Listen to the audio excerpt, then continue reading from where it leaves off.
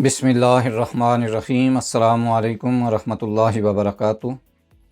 मैं आपका मुआलिज हकीम राशिद महमूद अलवी। आज का मेरा मौजू है सर चकराना, जिसे दवार और वर्टिगो भी कहते हैं। नाज़रीन, वीडियो देखने से पहले मेरा चैनल गुलज़ार सेहत को सब्सक्राइब करें, लाइक करें, शेयर करें, ताकि मेरी हर वीडियो आप देख सकें और उससे मुस्तफ़ीद हो सकें।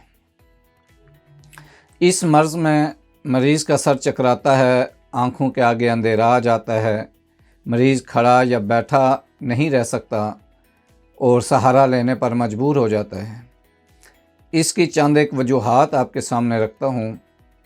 कमज़ोरी, दिमाग व असाब, सर पर चोट लगना, खून की कमी, खून में जहरीलापन, कसरत मलाप, मिर्गी, बुखार, जोड़ों में प्रॉब्लम, आँखों की बीमारियाँ, नाक, कान और गले के अमराज की वजह से चक्कर आते हैं। इसकी अलामात ये हैं कि मर्ज़ की मामूली हालत में उठने बैठने पर मरीज़ की आँखों के आगे अंधेरा छा जाता है और सर चकराता है। असल असबाब के मुताबिक इलाज होना चाहिए और असल जो सबब है उसको मद्देनज़र रखें। अगर दिमागी कमज़ोरी की वजह से चक्कर आते हों तो दिमागी कमज़ोरी का नुस्खा इस्तेमाल करें। उसके लिए दिमागी कमज़ोरी वाली जो मेरी वीडियो है उसको देखें और वो नुस्खा फ़ॉलो कर लें। अगर गर्मी की वजह से चक्कर आते हों तो मुरब्बा आंवला पानी से धोकर चांदी के वर्क में लपेट कर एक दाना सुबह नहार मुँह और एक असर और मगरिब के दरमियान जब खाली पेट होता है उस टाइम इस्तेमाल करें। और साथ अतरीफ़ल कशनीज़ी माजून होती है, अतरीफ़ल कशनीज़ी, ये आधी चम्मच सुबह आधी शाम खाने के घंटा बाद पानी के साथ इस्तेमाल कर लें। अगर कब्ज़ की वजह से या गैस ट्रबल की वजह से चक्कर आते हों तो गैस ट्रबल वाली मेरी वीडियो देख लें, कब्ज़ वाली वीडियो देख लें, उसमें नुस्ख़ाजात मौजूद हैं।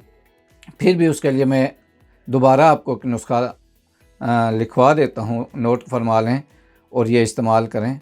सौंफ 20 ग्राम, अजवाइन 40 ग्राम, पुदीना सफ़ेद 20 ग्राम, तिम्बर 10 ग्राम, कलवंजी 20 ग्राम, सूंड 10 ग्राम, काला नमक 5 ग्राम और काली मिर्च 3 ग्राम। अगर हाई ब्लड प्रेशर वाला मरीज़ है तो काला नमक बेशक इस्तेमाल ना करें, उसके बगैर सफ़ूफ बना लें। और बाद में इसमगोल का छिलका अच्छे वाला जो इंडियन है वो 20 ग्राम इसमें शामिल कर लें और एक छोटा चम्मच सुबह शाम खाना खाने के बाद या हर खाने के बाद एक चम्मच नीम गर्म पानी के साथ इस्तेमाल कर लें। इंशाअल्लाह अज़ीज़ गैस ट्रबल भी ठीक हो जाएगी, कब्ज़ भी ठीक हो जाएगी और अगर इसकी वजह से चक्कर आ रहे हैं तो वो चक्कर भी ठीक हो जाएंगे। के हवाले से कोई प्रॉब्लम हो तो मेरे साथ रब्ता कर लें, मेरे मकतब पर तशरीफ़ ले आएँ और आने से पहले अपॉइंटमेंट लेना ज़रूरी है। नेक्स्ट वीडियो तक के लिए इजाज़त चाहता हूँ। अल्लाह हाफ़िज़। अस्सलामु अलैकुम वरहमतुल्लाहि वबरकातुहू।